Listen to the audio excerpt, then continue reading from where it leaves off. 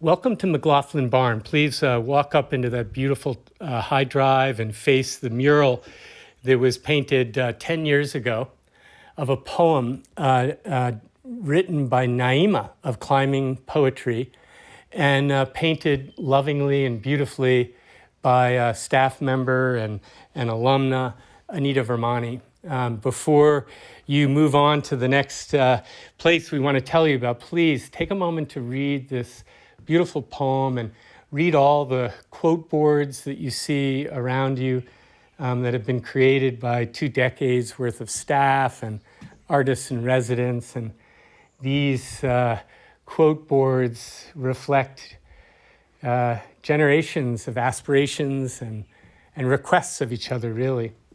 But the main story that I wanted to share with you here is the story of the Mcglaughlin family, 3 generations living at Knoll Farm. They assembled this barn in its current location here 100 years ago. And to do that, they had to find another barn and take it down, which they did in Moortown, and move it 11 miles here to its current location. And the reason they had to do that was 100 years ago, Vermont was still recovering from the sheep boom. And if you wanted to build a new barn, there simply weren't enough large standing timber to do that. And so you would have to have taken down a barn from another location. This barn has been a refuge in difficult times and a place of celebration in good times. It has been the heart and soul of Knoll Farm for 100 years. In the Second World War, it housed young city kids who came up to Vermont to help farmers get the crop in during the war effort. In the 1970s and 80s, it housed thousands of Central American refugees fleeing the civil wars in their country on their way to Canada.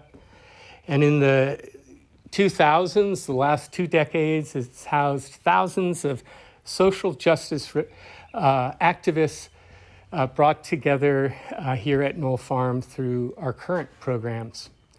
I really hope you enjoy this beautiful structure and find time to explore it and get to know it.